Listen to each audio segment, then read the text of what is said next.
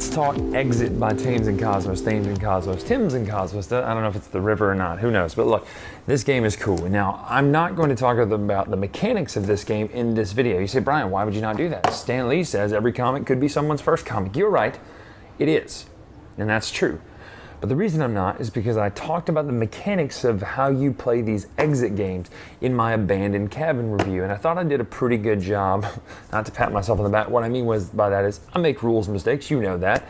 If you've watched this video or any of the other videos, you know I make rules mistakes, and so I thought in that one I was pretty clear in explaining the mechanics of this game, plus it's a spoilery game. You can't really talk too much about the mechanics anyway, so go watch the abandoned cabin review to find out how you play this game right now.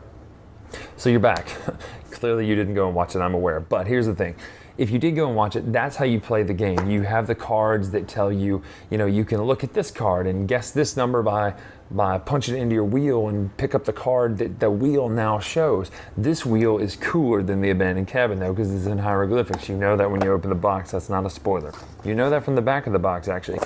Because if you're coming from the abandoned cabin and you go into this, you go, wait, where's the numbers? Well, there aren't any numbers, there aren't any colors. Thought the puzzles in this one were really fun, so I really like the theme. It's a great game. I think it's really cool. I'll just show you kind of just a quick look at the wheel in my hand, so you can kind of look at it. If you think that's a spoiler, fine.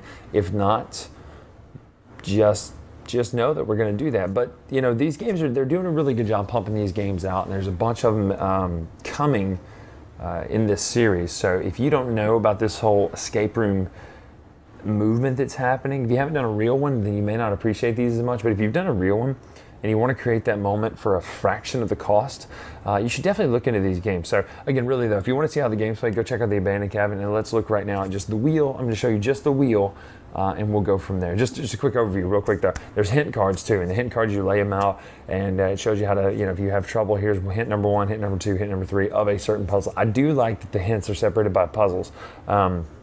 The only downside is it means just there's a lot of extra cards sitting on your table, but I mean, it's not really that big of a quibble because the box is pretty small. So let's look at the wheel right now. Also wanted to show you the art of the booklet that you get. Really cool stuff, right? Just really, here's a quick one, real quick flash. Really cool looking art. Notice that? Really great stuff, right? Here's the wheel itself. I really like the wheel, the way they've done it with the different hieroglyphics. So you have to translate the hieroglyphics into numbers and letters and all that stuff, and then wheel it around so you get the number. For instance, this combination gives you, oh wow, it messes up 10, right? So really cool stuff. I love the wheel. I love how each wheel is unique. It's not just a generic wheel. It has to do with the theme. So that's the Pharaoh's tomb. Wow, this one was hard. Like, we felt stupid. Like, we felt really stupid playing this. Now, I don't know if that's a fault of the game or the fact that we were playing with 2 people in a kind of distracted environment, but the puzzles were really good. They were also really hard. And there's 1 or 2 times where you go, I feel like one piece of information would be helpful here, and we just don't have it. We don't have that one little bit of information that would help us finish this puzzle. And so I don't know if that was us, just not looking at it hard enough. But these are hard. These games are hard, but they're fun. This says 12 and up, whereas the unlocked ones by Asmodee say 10 and up. I think there's definitely a difference there. It says 1 to 6. Again, this is one thing I would recommend. I definitely think 4 is the limit on this, and even then you're probably going to have trouble seeing. If you can get everybody to sit on one side of the table where you can at least see everything. But Exit Pharaoh's Tomb, great little moments, and that's what these escape room games are doing. They're bringing those little moments of, aha, this is great, will this work?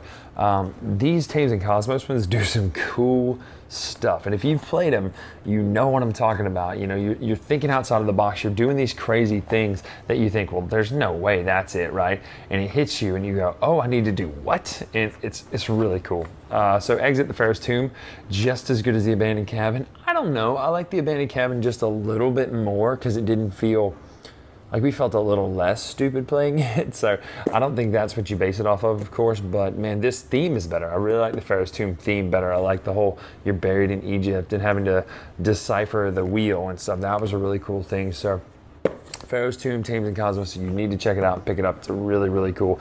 That's my overview of it right there. So for more, check out the latest retro. I'm Brian Drake. Until then, we will see you next time. Thanks so much for watching the Dice Tower videos. Find more great videos and reviews, as well as our top-rated audio podcast at Dicetower.com. You can also find other great shows at Dicetowernetwork.com. I'm Eric Summerer, and you've been watching The Dice Tower. The Dice Tower is sponsored by Cool Stuff Inc., where you can find great games for great prices. Cool stuff in stock. Check them out at CoolStuffInc.com.